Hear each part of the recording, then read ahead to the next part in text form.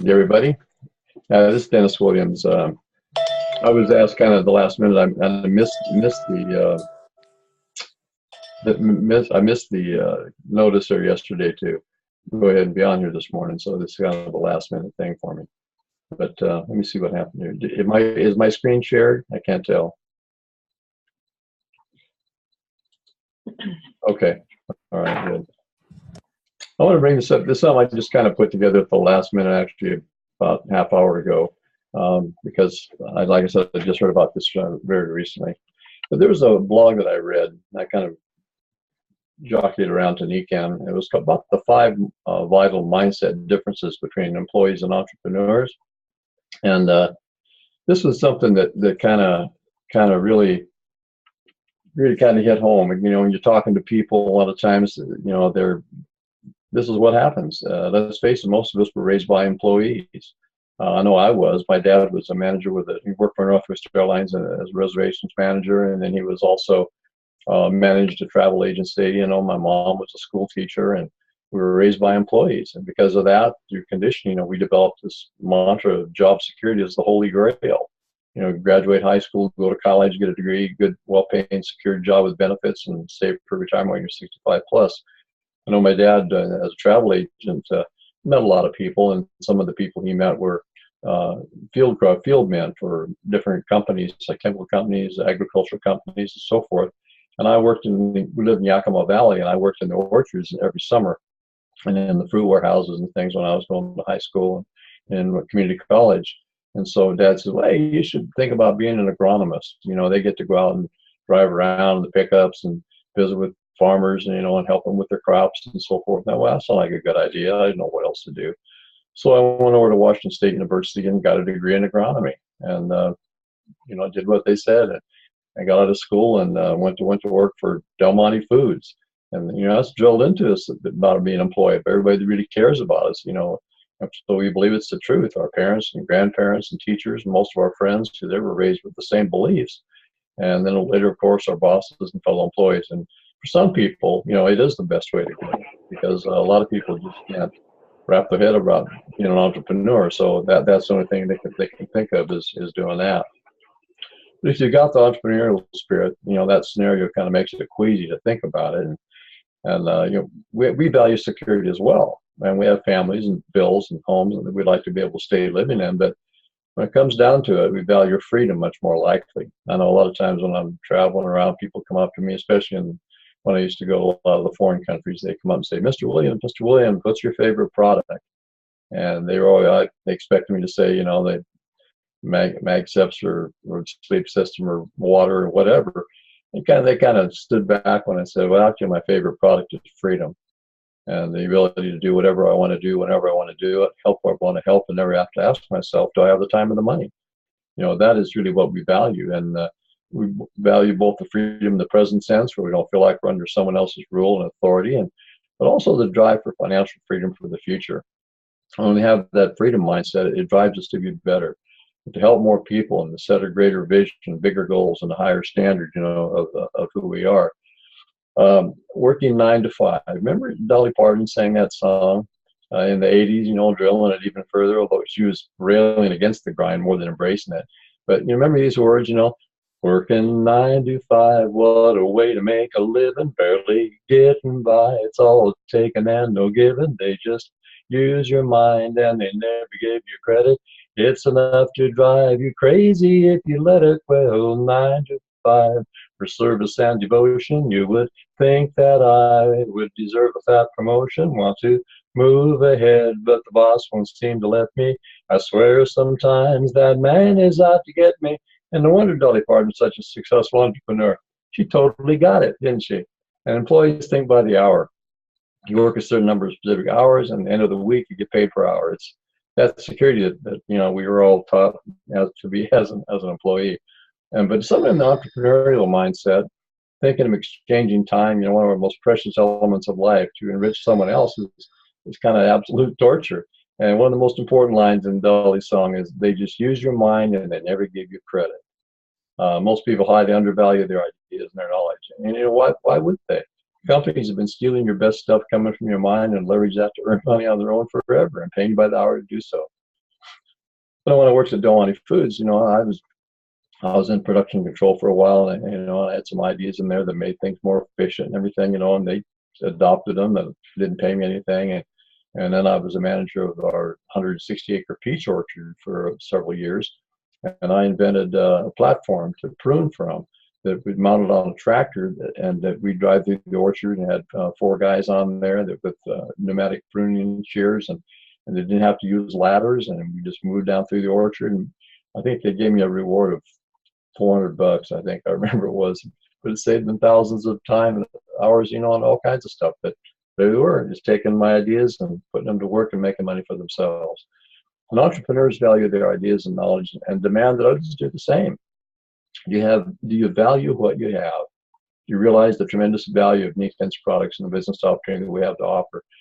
Back when we first started, we didn't pay attention for about 6 months. A lot of you know that, but when we finally saw the value that, talking to Dave Johnson, he earned significant income, in the first year. And 91 was a recessionary year in the car business. It was not a good year. And I heard him, finally listened to this audio cassette with Dave being interviewed. That was in December of 91. And, I had a bad month, a bad year, and probably had a lousy day. And when I heard, that he was generating some income, well, that got my attention. I wanted to find out what this was all about. And then my sister got a product experience, and I got a product experience, and I had cramps in the calves of my legs every day when I come home from work. And I thought, well, that's normal. Getting older, I'm on my feet all day. That's what happened. You get cramps in your legs. And I started wearing the mag steps in my shoes, and that disappeared within a couple of days. And then, especially with my sister and another guy at work, we were selling a truck to, and he was in obvious discomfort getting in and out of his truck. And I didn't know him at all, but I got up enough nerve to go talk to him. So let me tell you about my sister. I told him about Karen. He said, I'll try anything. So I got him a back flex, on a Saturday night. And Monday morning, his wife, who I'd never met in my life, called me at work. She said, Mr. Williams, my husband got up this morning. He turned up the stereo. He's dancing around the living room like a teenager. First time in 20 years he's felt this good. And I came home and told Ruth, I said, I think we discovered the best kept secret in America. No drugs, no chemicals, non-invasive. 2 people got results within a few days. We heard that 8 out of 10 adults in this country have a back problem. I think we've got something that everybody needs and nobody has. They can't buy it anywhere else. And that's a marketer's dream, isn't it? So that we saw the value. We got excited about it. And so it's the information and ideas that people want. We're educators. And if people are honest, we're looking for people who want more money, better health, and more free time. And I've never had anybody say, Dennis, I want less money, worse health, and no free time at all. They don't say that. So in my mind, why we give that information away to a company so they can use it for themselves and just pay us pennies on the dollar?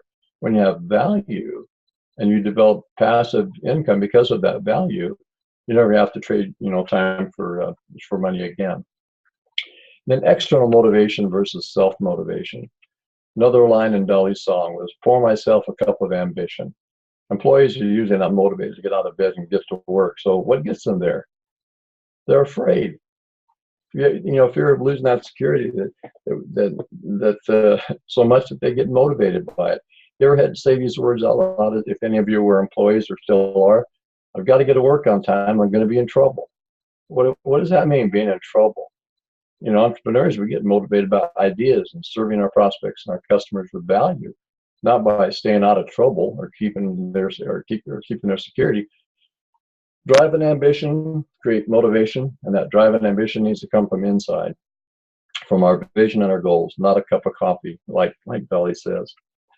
To entrepreneurs, our business doesn't feel like a job to us. We enjoy waking up and doing what we do, and it's not work. In fact, most of us hate sleeping because we got more motivation than we know what to do with. And you wake up in the morning, look in the mirror, and say to yourself, I wonder who's going to be fortunate enough to get into a conversation with me today. That's how I feel every morning.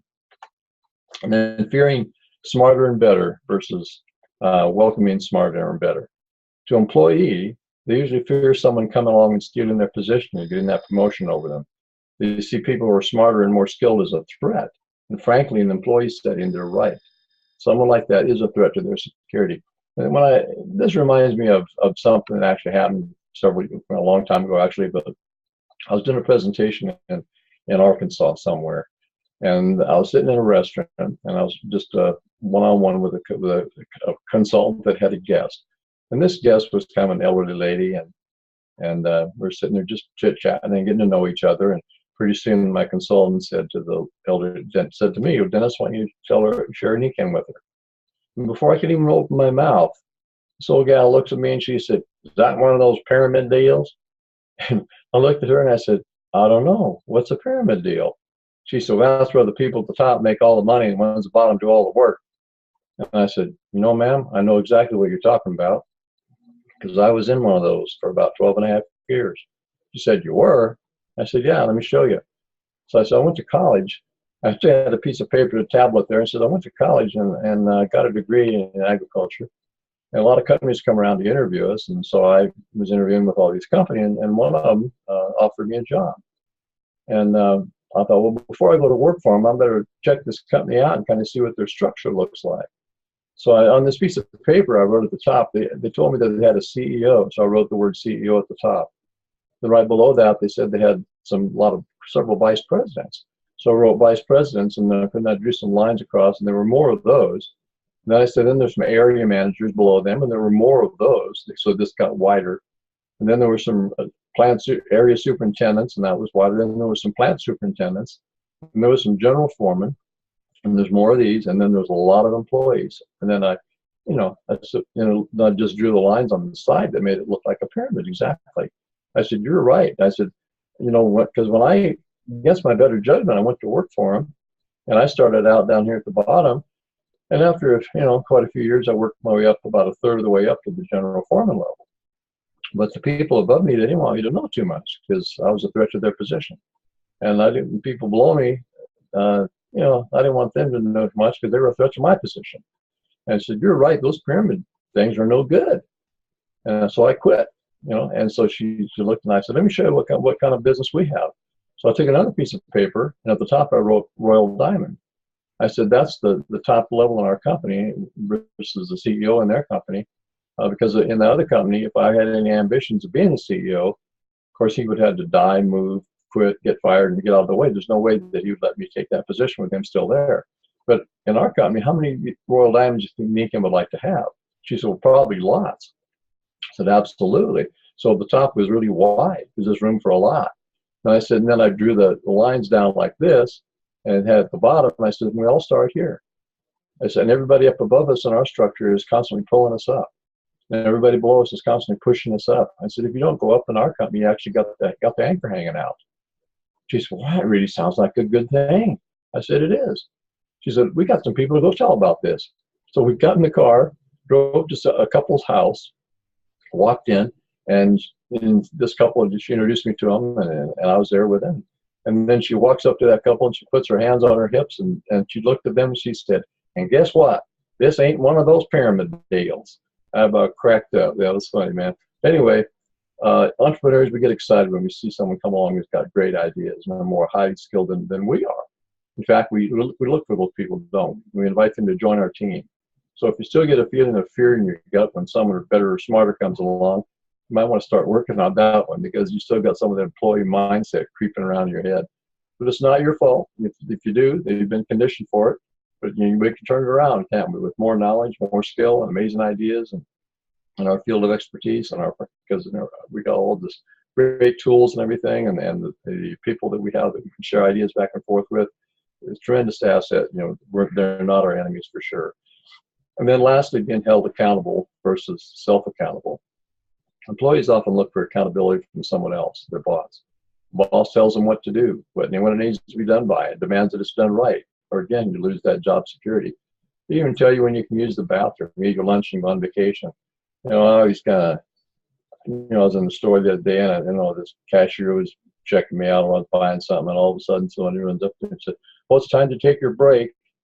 And she had to go sit in the employee room for 15 minutes or something, sipping on a cup of coffee before she come back out and stand there at the counter again. Told her when to even go take a break, and I thought, good grief. I'm virtually unemployable, that's for sure. Have been for a long, long time. Employees are also looking for someone else to blame when things go wrong. Employee world is usually a pass the buck culture, isn't it? Fellow employees are usually the target because they're trying to step up and get promoted themselves and stepping on other people. For me anyway, it was a terrible experience. being in that employee corporate position. So you're starting to notice that job security is actually never secure. In fact, one of the things I often think about is people's jobs are only as secure as the emotions of their employee, right, their employer. And that isn't saying a whole lot, is it?